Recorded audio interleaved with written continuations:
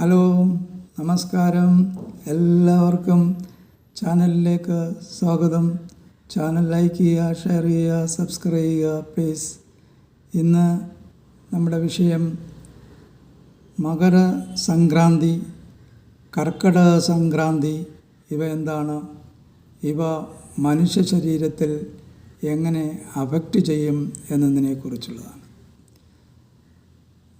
നമ്മൾ പഠിച്ചിട്ടുണ്ട്, ഭൂമിയുടെ രണ്ട് വിധത്തിലുള്ള ചലനം കാരണം ഋതുക്കൾ മാറിമറിഞ്ഞ് വരുന്നു എന്നുള്ളത്. അതിലേക്ക് നമുക്കൊന്നുകൂടി പോവാം. 12 മാസത്തിലെ ഈ 2 മാസം ചേർന്ന് ശിശിരം, വസന്തം, ഗ്രീഷ്മം, വർഷം, ശരത്, ഹേമന്തം ഇങ്ങനെ 6 ഋതുക്കൾ ഇന്ത്യയിൽ അനുഭവപ്പെടുന്നുണ്ട്. ഇതിൽ ആദ്യത്തെ 3 ഋതുക്കൾ ചേർന്ന് ആദാനകാലം എന്നും അവസാന 3 ഋതുക്കൾ ചേർന്ന് വിസർഗകാലം എന്നും 2 സീസണുകൾ ഉണ്ട്.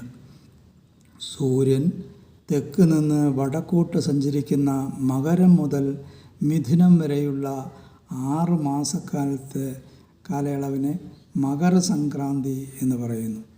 ഈ കാലയളവിൽ സൂര്യൻ ചൂടും കൂടുതലായിരിക്കും, കാറ്റ് പ്രബലനായിരിക്കും. ശരീരത്തിലെ ശക്തി എടുക്കുന്ന കാലം അഥവാ ആദാനകാലം എന്ന് ഈ കാലഘട്ടത്തെ വിളിക്കുന്നു. ഈ കാലയളവിൽ തിക്ത കഷായ കടുരസങ്ങൾ പ്രബലമായിരിക്കും. രാത്രി കുറവും പകൽ കൂടുതലുമായിരിക്കും. തിക്ത കടുകഷായങ്ങൾ രസങ്ങൾ പ്രബലമായിരിക്കും എന്ന് പറഞ്ഞതുകൊണ്ട് വെള്ളത്തിലും അതുപോലെ സസ്യജാലങ്ങളിലുമൊക്കെ ഈ തിക്ത കടുകഷായ രസങ്ങൾ കൂടുതലായിരിക്കും. അത് മനുഷ്യ ശരീരത്തിലെ ദോഷങ്ങളെ സ്വാധീനിക്കാൻ കഴിയും. കർക്കിടകം മുതൽ ധനു വരെയുള്ള 6 മാസം സൂര്യൻ വടക്ക് നിന്ന് തെക്കോട്ട് സഞ്ചരിക്കുന്നതിനാൽ ദക്ഷിണായനം അഥവാ കർക്കിടക സംക്രാന്തി എന്ന് പറയുന്നു. ഈ കാലയളവിൽ ചന്ദ്രനാണ് പ്രാമുഖ്യം. ചന്ദ്രൻ പ്രാമുഖ്യമുള്ളത് കൊണ്ട് സ്നിഗ്ധാംശം കൂടുതലായിരിക്കും. മധുര, അമ്ല, ലവണരസങ്ങൾ പ്രബലവുമായിരിക്കും.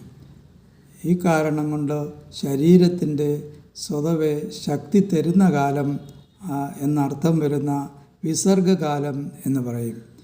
രാത്രി കൂടുതലും പകൽ കുറവുമായിരിക്കും.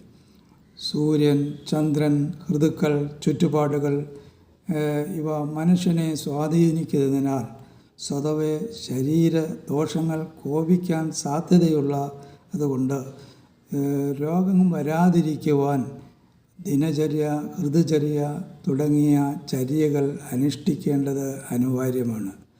ഡു പ്രാക്ടീസ് ദിനചര്യ ആൻഡ് ഋതുചര്യ for better health. Thank U.